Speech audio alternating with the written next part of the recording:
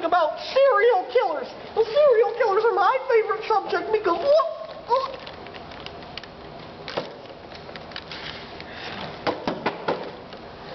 I apologize for that. We are not talking about serial killers, but rather serial killers. My name will be revealed later. All you need to know is that I am certified to talk about serial killers and the psyche behind what they do. Enough about me, however. I am now going to introduce you to the first sensationalized serial killer by the media. His name is H.H. Holmes, known for his infamous murder hotel where he strangled many women. The hotel was more of a store than a hotel, referred to by the media as the Castle. Now Holmes, oh, you quiet, you ruffian, I can talk about myself. My name is H.H. Holmes, and I killed over 200 people.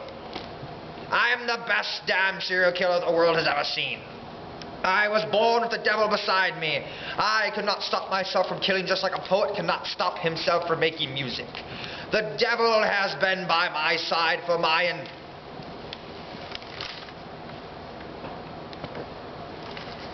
I apologize for that, folks.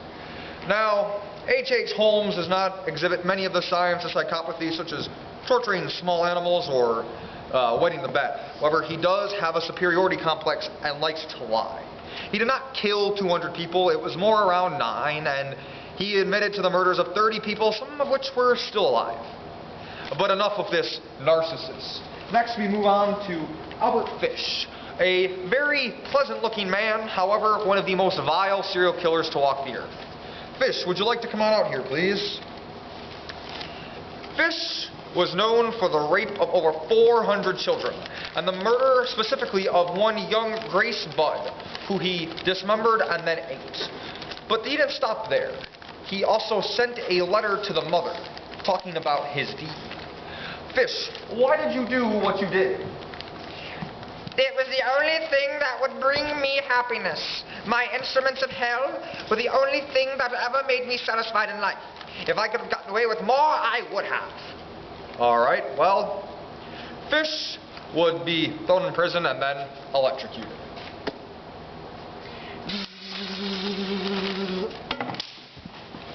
Next, we move on to a more interesting subject, Jeffrey Dahmer. Now, everyone knows Jeffrey Dahmer. Jeffrey Dahmer is known as the Milwaukee Cannibal, and he is here himself to talk to you about why he did what he did. Well, my name is the Milwaukee Cannibal, and, you know, I just wish I could have gotten more of them. I mean, I know that I'm going to hell for what I did, but it was just so damn fun. Dahmer, why don't you tell us about your childhood? I tend to believe that there is a correlation between a bad childhood and what a murderer does. Well, my childhood was relatively normal. I wasn't beaten like Gacy was or abandoned, although me and my father didn't get along well. You see, I was a little bit of a social outcast. I'd rip animals apart when I was little to see how they fitted together. You know, and I was a heavy alcoholic by the age of 14. I was drinking steadily. I was on the path to hell before I even realized it. Once I realized I had homosexual urges, I became a combat medic and used my position to rape and murder. Well, not murder yet. I would move to Milwaukee, where I began my murder spree. You know, they almost caught me once. One of my victims got away. Came up to some women screaming and yelling. When the cops got there, I told them we were in a lover's quarrel and not to worry about it. They took him up to the room and told me to make sure he was safe. Everything was fine. I said everything was fine. They could never prove what I did, and everything went fine from there. Now, you know, the only thing I wish is that they would have got me after I built my altar. My altar would have been my place of sanctuary, but they killed me before that. Beaten in prison by an inmate who thought he was God or something. Dahmer was violently murdered by another inmate for his terrible crimes. Now, after Dahmer, the most well-known serial killer is John Wayne Gacy, or better yet known as Pogo the Possum. Pogo, would you come out here? I didn't do anything. I did none of this. This is all a lie. I didn't do anything. Gacy, you don't have to lie to me. I know what you did. There were 33 young men found under your door space. those young men, I guess I did kill them. I had some urges I couldn't get out, but I was beaten as a child and raped and molested. It wasn't my fault. I actually didn't do it. I swear to you I didn't do it. Gacy, we know you did it. We have proof. You told us multiple times. We have the bodies. Well, yeah, I did it. I paid my workers to hide the bodies, and sometimes I'd pay the men and kill them and rape them. And, you know, it was an awful thing that I did, or maybe I didn't do it. Who knows? After Gacy comes the least known serial killer of all time, but also the most prolific, Gary Ridgway.